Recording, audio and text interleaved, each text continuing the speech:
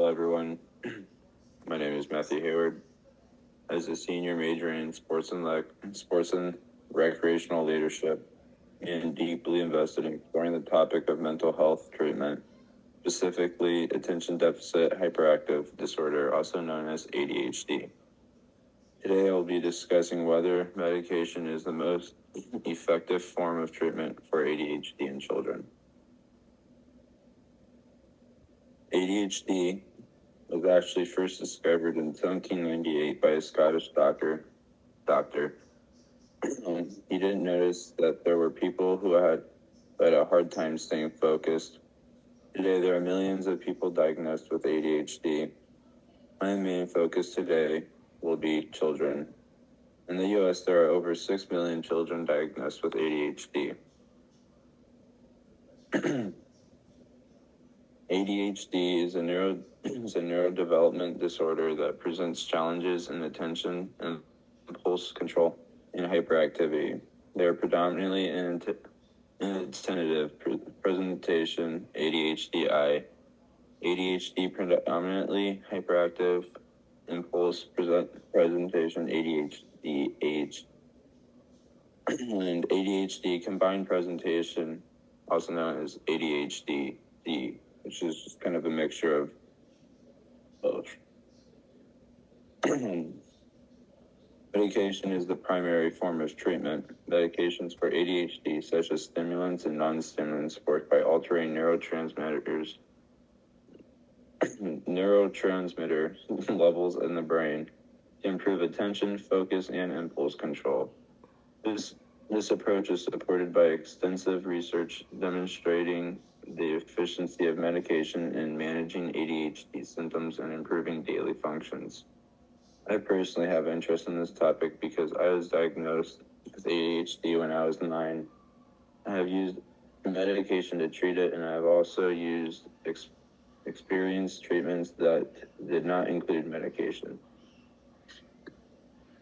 The two perspectives I will be presenting on are perspective 1, medication is the best form of treating ADHD in children. In perspective number 2, which is medication is not the best form of treatment for ADHD in children. ADHD medications help by boosting certain chemicals in the brain that help with focus and control. They make it easier to pay attention and control impulses, but they can also cause some unwanted effects like trouble sleeping, feeling sick, losing weight, faster heart rate, higher blood pressure, or feeling restless. Still, they work well for most people with ADHD, improving symptoms in about 80% of cases. While medication may provide immediate relief from ADHD symptoms for some individuals, it is essential to consider the potential drawbacks, including side effects and need for ongoing medication management. I had a personal experience with medication.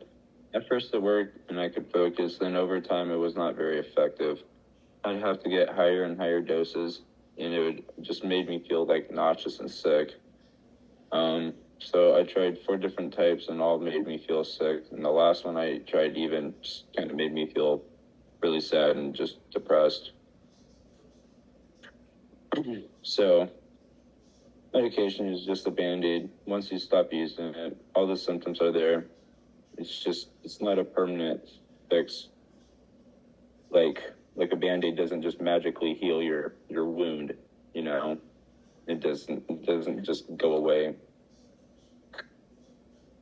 But anyways, so for perspective number 2, which would be more of my perspective, to be honest, but medication is not the best treatment for children with ADHD. While medication may provide immediate relief from ADHD symptoms for some individuals, alternative therapists offer holistic approaches that address the underlying issues contributing to ADHD symptoms and empower individuals to develop lifelong skills for managing their condition. One treatment that does not include medication is neurofeedback. Neurofeedback is the best way to train the brain to focus better. First, electrodes are placed on the scalp to measure the brain waves. This is called an EEG. Then the person might watch a movie or play a game while the training begins. If they lose focus, the movie or game will start to fade out and they have to concentrate to bring it back. This trains the brain with positive feedback. When the brainwaves match the goals, the brain gets rewarded. ADHD patients have many sessions of this training with the EEG, guiding and rewarding the brain each time it improves. It's like teaching a dog tricks with treats. Our brains like rewards, so this method helps them learn and improve permanently. So another thing is that these treatments are way more effective with a clean diet. When I was going through neurofeedback, I was basically told to stay away from sugar, caffeine, and foods with glutens in them, as it would mess with the neurofeedback treatment I was getting. My viewpoint would be after trying both medication treatments in a non-medication treatment called neurofeedback, I have found that while medication can be a valuable tool in managing symptoms, alternative therapies offer approaches that focus on skill building and long-term well-being.